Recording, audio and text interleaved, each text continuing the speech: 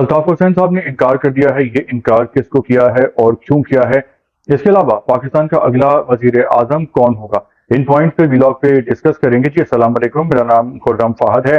Election کا نتیجہ آیا ہے اور بہت سارے لوگ حیران پریشان ہو گئے، ہکا بکا ہو گئے ہیں.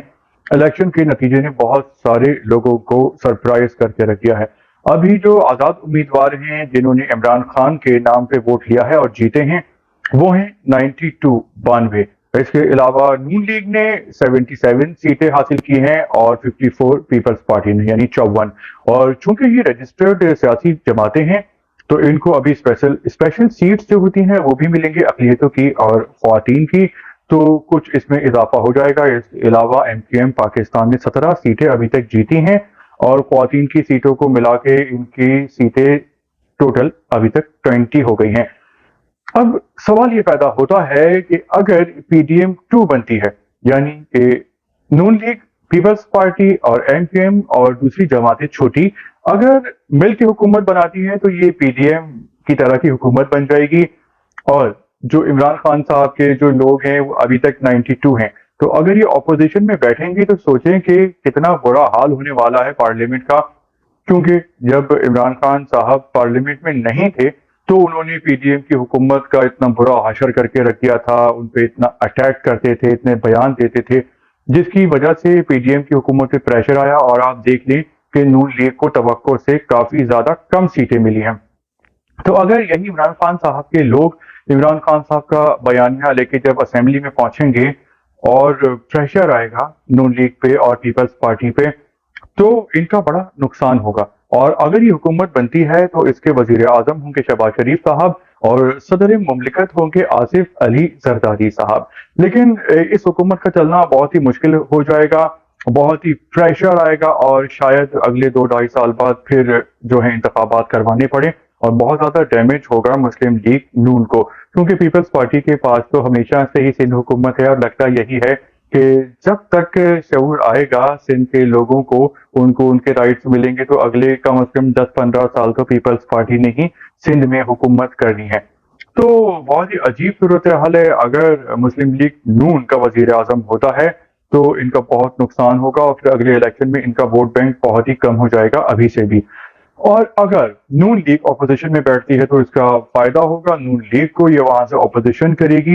اور اگر حکومت بنتی ہے پی ٹی آئی اور پیپلز پارٹی کو ملا کے تو اس میں وزیر اعظم عمران خان بن سکتے ہیں. کیونکہ جب اتنا بڑا جو ہے ان کا ووٹ بینک ہے اور اتنی سیٹیں ہیں تو پھر یہ کیسز بھی آئیں بائیں شائیں ہو جائیں گے، ختم ہو جائیں گے، جس طرح نواز شریف صاحب کے ختم ہوئے. کیونکہ کچھ کیسز ہیں وہ تو بہت ہی ویک ہیں.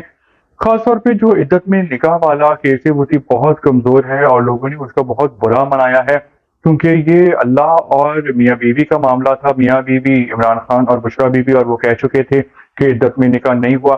تو ایسا ہی لگ رہا تھا کہ 14 گھنٹے عدالت میں کیس چل رہا ہے، ایک ہی دن 11 گھنٹے کیس چل رہا ہے. عام آدمی کا تو 14 سال تک کیس چلتا رہتا ہے، نتیجہ نہیں آتا. تو لگ رہا تھا کہ سیاسی انداز میں اس کو بھگتایا جا رہا ہے، نمٹایا جا رہا ہے عمران خان کو سزا دینے کے لیے. تو اس کا فائدہ مزید ہو گیا عمران خان صاحب کے آزاد امیدواروں کو اور ان کو ہمدردی کا بھی ووٹ پڑ گیا.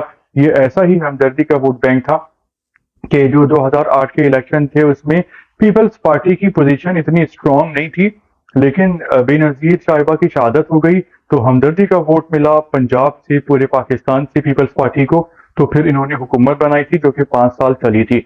تو اگر عمران خان صاحب کو وزیر اعظم بنایا جاتا ہے اور پیپلز پارٹی کے زرداری صاحب صدر ہوتے ہیں تو پیپلز پارٹی والے بھی خوش ہو جائیں گے، پی ٹی آئی والے بھی خوش ہو جائیں گے اپنے عمران خان صاحب کو وزیر اعظم دیکھ کے. اور جو نون لیگ حکومت پارلیمنٹ میں آئے گی، اپوزیشن کا رول ادا کرے گی اسمبلی میں آ کے، تو نون لیگ کو اگلے انتخابات میں بہت زیادہ فائدہ ہو جائے گا. کیونکہ صورتحال یہ ہے کہ ابھی جو بھی حکومت بنائے گا اس پہ بہت زیادہ پریشر ہوگا، بہت زیادہ مسئلے مسائل ہیں. اور اس قسم کی صورتحال میں اگر سادہ اکثریت ہوتی اور ایک ہی جماعت کا وزیر اعظم ہوتا تو اس کو کھل کے فیصلے کرنے کا ایک گراؤنڈ ملتا، موقع ملتا. ابھی یہ ہے کہ لوٹ کھسوٹ ہو رہی ہوگی، حکومت جو باقی جماعتیں ہوں گی ملی ہوں گی حکومت کی تشکیل میں، ان کا پریشر ہوگا، ان کو بھی بہت ساری وزارتیں دینی ہوں گی. پھر وہ دھمکیاں دے دیتے ہیں بیچ میں کہ ہم چھوڑ دیں گے آپ کی حکومت کو، تو بہت پریشر ہوتا ہے. تو یہ ابھی جو بھی وزیر اعظم بنے گا تو وہ تاج ہوگا اس کے لیے وہ کانٹوں کا تاج ہوگا، اس کو بہت زیادہ مسئلے مسائل ہوں گے اور اس کی کامیابی بہت مشکل ہوگی ان حالات میں۔ تو آپ یہ بتائیں کہ آپ کس کو پاکستان کا وزیر اعظم بنتا دیکھنا چاہتے ہیں؟ نون لیگ کی طرف سے نواز شریف یا شہباز شریف کو، عمران خان صاحب کو پی ٹی آئی کی طرف سے، یا پھر پیپلز پارٹی کی طرف سے بلاول بھٹو زرداری کو؟ بلاول بھٹو کا چانس اب تھوڑا سا کم ہو گیا ہے وزیر اعظم بننے کے لیے، تو بہتر ہے کہ یہ سندھ میں حکومت بنائیں پیپلز پارٹی۔ وہ تو پیپلز پارٹی نے ہی بنانی ہے کیونکہ ان کو بہت واضح اکثریت ہے، اور اس بار سندھ میں کچھ کام کر کے دکھائیں، پنجاب کے مقابلے کا تو کام کر کے دکھائیں، تاکہ یہاں کے لوگوں کو تعلیم ملے، شعور ملے، تربیت ہو، نوکریاں ہوں، امن و امان ہو۔ تو پرفارمنس کی بہت زیادہ ضرورت ہے سندھ میں اور پورے پاکستان میں۔ اس کے علاوہ الطاف حسین صاحب نے ایک دبنگ قسم کا اعلان کر دیا ہے، اور یہ اعلان ایک انکار کی صورت میں ہے، اور انکار ہے الیکشن کے نتیجے کو ماننے سے انہوں نے انکار کر دیا ہے۔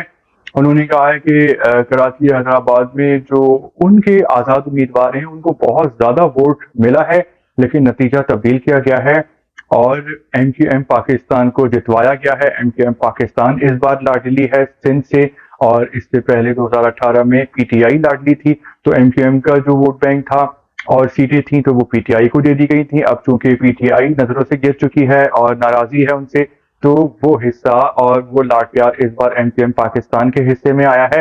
تو الطاف حسین صاحب نے یہ کہا ہے کہ لوگوں نے ان کو بہت ووٹ دیا ہے لیکن نتیجہ تبدیل کیا گیا ہے، وہ یہ نتیجہ ماننے سے انکار کرتے ہیں، اور انہوں نے کہا ہے کہ پی ٹی آئی والے بھی احتجاج کر رہے ہیں کراچی میں الیکشن کمیشن کے آفس کے سامنے، جماعت اسلامی کے حافظ نعیم الرحمان بھی کر رہے ہیں۔ بہت بڑا اپسیٹ ہوا ہے جماعت اسلامی کے لیے، وہ بہت پر امید تھے کہ لیڈ کریں گے کراچی سے، لیکن ایسا نہیں ہو سکا۔ تو الطاف حسین صاحب نے کہا ہے کہ احتجاج میں حصہ لیں ان کے چاہنے والے، ان کے دوست، ان کے کارکن، اور الیکشن کمیشن کے سامنے احتجاج کریں، اور یہ احتجاج مل کے کریں جماعت اسلامی سے اور پی ٹی آئی سے۔ اور شکریہ ادا کیا ہے جماعت اسلامی کے حافظ نعیم الرحمان نے الطاف حسین صاحب کا کہ وہ پروٹیسٹ میں حصہ لے رہے ہیں، اور یاد رہے کہ یہ احتجاج ہونا چاہیے پرامن، کیونکہ اگر اس میں ایگریشن دکھائی گئی اور توڑ پھوڑ کی گئی تو یہ جماعتیں اور زیادہ بدنام ہو جائیں گی۔ تو جو تشدد ہے وہ کسی صورت میں بھی جائز نہیں ہے، اور جو احتجاج ہے تو وہ پرامن ہی ہونا چاہیے، اور اسی سے جو ہے اسی کا اثر ہوتا ہے، اسی سے فائدہ ہوتا ہے، کیونکہ اگر احتجاج میں تشدد آ جائے تو احتجاج کرنے والا ہی ظالم اور دہشت گرد قرار پاتا ہے۔ تو الطاف حسین صاحب نے چیف جسٹس آف پاکستان قاضی فائز عیسیٰ صاحب سے بھی اپیل کی ہے کہ ان انتخابات کو فوری طور پہ کالعدم قرار دیا جائے اور نئے الیکشن کرائے جائیں۔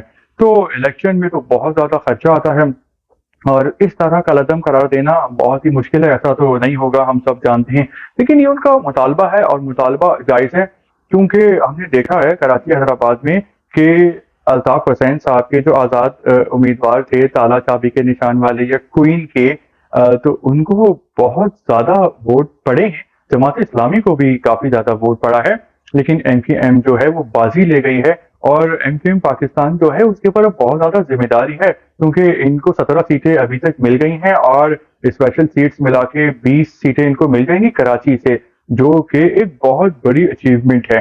ایم کیو ایم کے بھی بہت سارے لوگ حیران ہیں، سرپرائز ہیں کہ کمال ہو گیا اس بار۔ تو اس کا جواب، اس تحفے کا جواب آپ ایک ہی صورت میں دے سکتے ہیں کہ آپ کام کریں، اور آپ کام کر کے کراچی والوں کے مسائل حل کریں اور اپنی عزت بنا سکیں، کیونکہ اگر اس بار آپ لوگوں نے کام نہیں کیا اور صرف وزارتیں جو ہیں وہ آپ اس کے مزے لیتے رہے تو بہت بہت بری صورتحال ہوگی آپ لوگوں کے لیے اگلے الیکشن میں، کیونکہ کراچی والے بہت ہی ناراض ہیں۔ تو آپ کا اس تمام صورتحال کے حوالے سے کیا کہنا ہے؟ کیا الطاف حسین کا پرامن احتجاج کرنے کا مطالبہ صحیح ہے؟